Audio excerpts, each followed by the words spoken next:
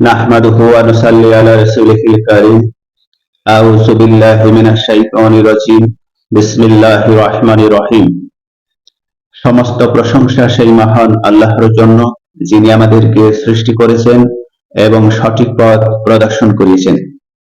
সালাম ও দুরূদ বর্ষিত হোক মানবতার দূত নবী মুহাম্মদ সাল্লাল্লাহু আলাইহি ওয়াসাল্লামের প্রতি, তার সাহাবায়ে কিরামের প্রতি, তার পরিবার ও পরিজনের প্রতি। আজকের আমাদের আলোচনার বিষয়বস্তু হলো সূরা আল গাশিয়া, আর আয়াত নাম হলো 25 আর 26। এই দুটি আয়াত নিয়ে আজকের আমাদের সংক্ষিপ্ত আলোচনা। আল্লাহ পাক রব্বুল আলামিন মানব জাতির কল্যাণের জন্য কি বার্তা দিয়েছেন? নবী মুহাম্মদ বলছেন, ইন্না ইলাইনা হিসাবাহুম, ইন্না নিশ্চয়, ইলাইনা আমাদের কাছে, ইয়াবাহুম তাদের প্রত্যাবর্তন হবে। এখানে লজিক্যাল পয়েন্ট হলো নিশ্চয় তাদের প্রত্যাবর্তন আমাদের দিকে আল্লাহ এখানে বলছেন। তাহলে আল্লাহ পাক রব্বুল আলামিন এখানে বলছেন মানুষের প্রত্যাবর্তন হবে যখন মৃত্যু হবে আমার দিকে। এখন আপনি বলুন 26 নম্বর আয়াত যদি দেখি, সেখানে বলা হয়েছে সুম্মা ইন্না আলাইনা হিসাবাহুম, সুম্মা তারপর, ইন্না নিশ্চয়, আলাইনা আমাদের উপর, হিসাবাহুম তাদের হিসাব। তাহলে লজিক্যাল পয়েন্ট হলো তারপর হিসাব হবে, এই হিসাব গ্রহণের দায়িত্ব আমাদের উপর। এখানে কে বলছে? আল্লাহ বলছে। আল্লাহ নিজে বলছে, পরিষ্কার করছেন যে রুজুউল খুলকি ইলাল্লাহ, মানুষ পৃথিবীতে আসে, কাজকর্ম করে, মৃত্যুর পর ফিরে যায় কোথায়? এখানে 25 নম্বর আয়াতে বলা হয়েছে মানুষ কোন শূন্যতায় যায় না, বরং স্রষ্টার কাছে ফিরে যায়। মাকুহুম, মাকুহুমুল হিসাব, তাহলে ফেরার পর বিচার হবে, হিসাব হবে। এখানে প্রত্যাবর্তন অর্থাৎ অস্তিত্বের ধারাবাহিকতার কথা বলা হয়েছে, যা হিসাব নৈতিক দায়িত্ব। এখানে সম্পূর্ণ দার্শনিক যুক্তি। কসমিক ন্যায়তত্ত্ব, কসমিক ন্যায়তত্ত্ব 1 নম্বর ধাপ হলো সৃষ্টি, যা মানুষ সৃষ্টি হলো জ্ঞান ও ইচ্ছা সহ।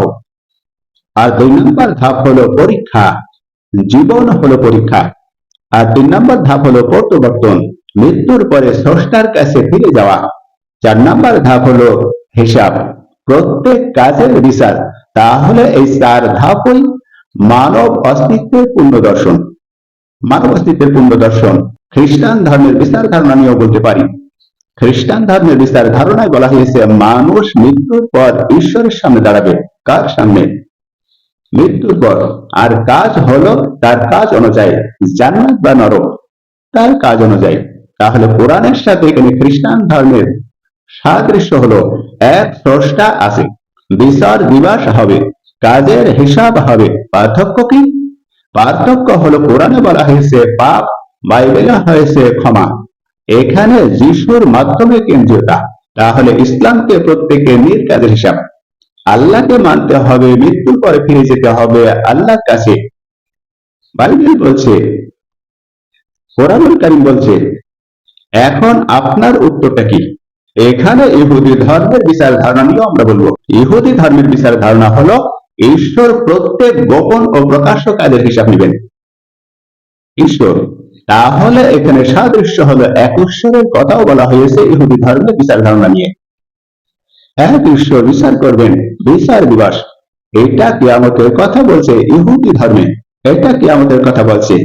কাল কিয়ামত, বিচার হবে, এক ঈশ্বর, বিচার দিবস, নৈতিক দিবস এখানে ইহুদি ধর্ম ঘোষণা করেছে, যা কোরআনুল কারীম করেছে। হিন্দু ধর্মের বিচার ধারণা নিয়েও যদি আমরা আলোচনা করি, হিন্দু ধর্মেও বলা হয়েছে কর্ম অনুযায়ী পুনর্জন্ম হয়। এখানে পুনর্জন্ম বলতে মৃত্যুর পরে আপনি আবার মায়ের উদরে আসবেন, এটা বাবার শুক্রাণু সহ নিয়ে, এটা নয়। পুনর্জন্ম মানে আপনার মৃত্যুর পরে আল্লাহ রাব্বুল আলামিনের কাছে আপনাকে উঠতে হবে। এখানে ভালো ধর্ম ভালো জন্ম এবং খারাপ কর্ম খারাপ জন্ম, সে কথাই বলছে হিন্দু ধর্মের বিচার ধারণায়।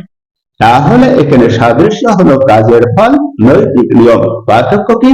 ইসলাম একবার বিচার করবে কিয়ামতের দিন, হিন্দু ধর্ম বারবার জন্ম নিয়ে বিচার করবে, এটা বলছে।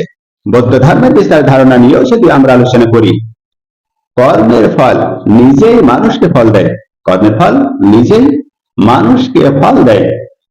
কোন বিচারক ঈশ্বর নেই, এই ধর্মগ্রন্থে ঈশ্বরের ধারণা নেই, তাহলে সাদৃশ্য আছে, কর্মফল আছে নৈতিক আইনের মাধ্যমে। তাহলে ইসলাম বিচারক স্রষ্টা হলো আল্লাহ। বৌদ্ধ ধর্ম, এখানে স্বয়ংক্রিয় নৈতিক নিয়মের কথা বলা হয়েছে। প্রাচীন দার্শনিক, সেখানে বিচার ধারণা নিয়ে কি বলা হয়েছে? গ্রিক দর্শন থেকে প্রাচীন দার্শনিক বিচার ধারণা নিয়ে গ্রিক দর্শনে বলা হয়েছে আত্মা মৃত্যুর পরে বিচার পায়। আত্মা মৃত্যুর পরে বিচার পায়। এখানে পারস্য দর্শনও বলা হয়েছে। পারস্য দর্শন বলেছে ন্যায় ও অন্যায়ের বিচার শেষে পুরস্কার ও শাস্তি হবে, হয় পুরস্কার পাবেন নতুবা শাস্তি।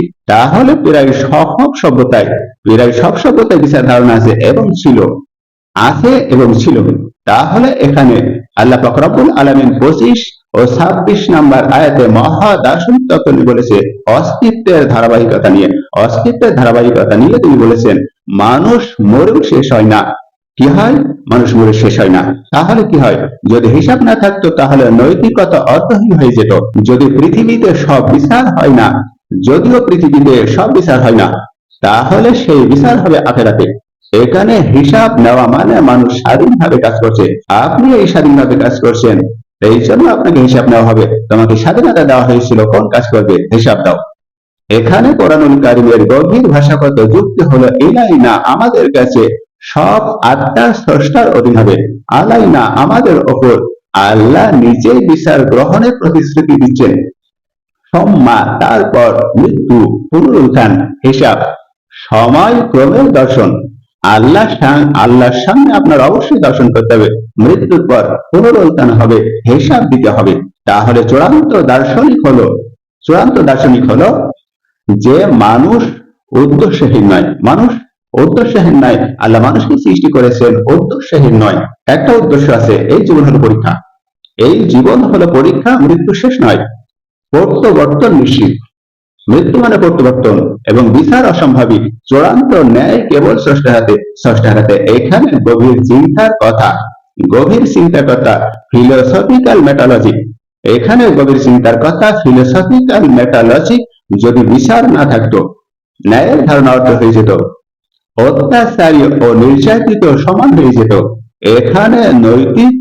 এখানে নৈতিকতার ভিত্তি ভেঙে পড়তো। তাই বিচার ধারণা মানব যুক্তির মৌলিক দাবি। আল্লাহ সে কথাই বলছেন, ইন্না ইলাইনা ইয়াবাহুম, নিশ্চয়ই তাদের প্রত্যাবর্তন আমাদের দিকে। সুম্মা ইন্না আলাইনা হিসাবাহুম, তারপর অবশ্যই তাদের হিসাব গ্রহণের দায়িত্ব আমাদের উপর।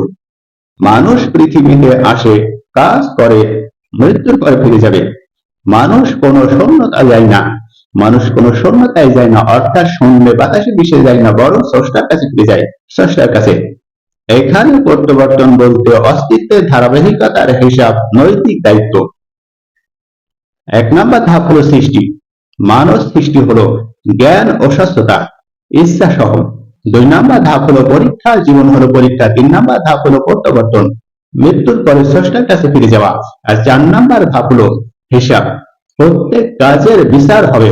এই 4 ধাপই মানব অস্তিত্বের পূর্ণ দর্শন। এই দর্শন আপনাকে করতেই হবে।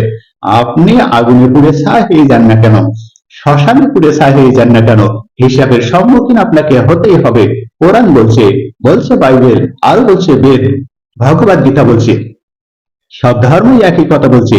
আপনি কোনোভাবে এড়িয়ে যেতে পারবেন না আল্লাহ থেকে। আল্লাহ পাক রব্বুল আলামিন আমাদেরকে বুঝবার মতন তৌফিক দান করুন। সকলে বলুন আমিন।